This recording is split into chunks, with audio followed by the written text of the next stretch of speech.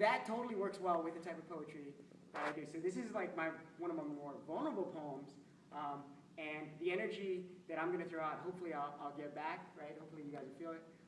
So here we go. Oh, actually, no, I want to tell a story about this one first. Yeah, so every single poet writes a love poem. Every single one. It's like one of the first poems that you write. And usually it's like the worst poem that you write because it's just full of lovey-dovey cliche stuff. All right, so I did that. And the reason why I did that is because, one, I'm a poet, and then number two, I'm also a teacher. So if you know poet and teacher, that means I make no money. Okay? So Valentine's Day was coming up, and the girl I was dating, I was like, I got no money for Valentine's Day, but what I want to do is I want to write a love poem, right? Because that's what we do. Because it's like I can't, it's almost like coupons, right? Right? It's the same thing. I'm just gonna write you a poem. So I had it all ready. I had it all reserved and ready to do like a poem. It was at a venue. It was like I was ready to just go up on stage and like declare my love, so on and so forth. Okay, so long story short, she breaks up with me like a week before, right? Totally devastated. And I'm like, oh. And then I've already agreed to perform my piece. So it's like probably the worst performance I've ever given because I'm like reading it and crying at the same time. Like, I'm like, what's wrong?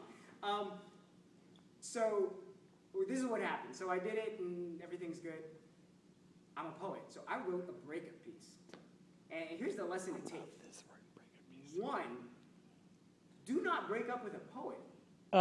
Or an artist. It will come back to you, right? You have just fueled inspiration like no other, right? So this is the and it's funny because she heard about it on YouTube and she said, oh, you wrote a piece? Yeah, I did. How do you like it?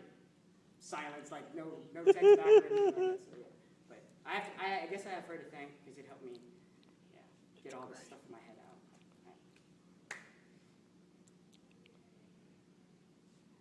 The 5 stages of breakup. 1, shock. When I called you perfect, I was not ready for your airplane crash of an announcement the moment your breath smelled like jetliner fuel doubt that had me hanging by the seatbelt of our relationship. That your faith in me hung in the air like oxygen masks on a turbulent flight. That your hijacked conversation had box cutter words too sharp to save real emotions, capable of getting into proper crash position. See, I was never in a position to see the wreckage of the black box recording of our last laughs together. So yeah, you were perfect in my life. To me, you were a 10. So it should come to no surprise, your absence hits me more like 9 and 11 too. Anger. I TiVoed our last conversation because I don't understand the subtitles of your movie. Twisting my words, you tore my translations of faith apart like being the last one to know Santa Claus and the Easter Bunny aren't real, and I thought I was good at making you happy. That my heart pumps 150 beats per minute because it was trying to keep pace with your dreams, but is now a wheezing asthmatic, confused by the echo, left in empty hands. See, not holding your hands looks like fingers battling addiction. See, you made my spine doubt it can stand on its own, and the back of my neck write ransom notes to the insomnia holding my eyes hostage, and I can't forgive you for that. 3, bargaining. You sold me on a future that's nothing more than a calendar with PTSD.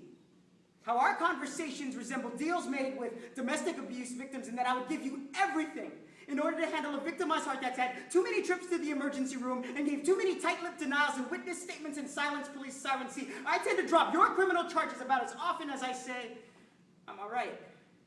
And I fight myself, knowing that I would take you back in a second because your lovely abuse sutures my broken. See, my scabs are really nothing more than cuts, praying for amnesia, for depression. I learned about gravity the moment you said, can we talk?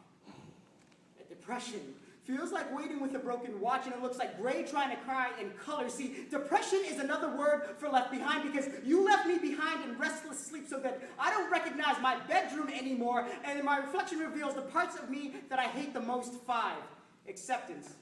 See, I've already told myself this roller coaster will stop eventually.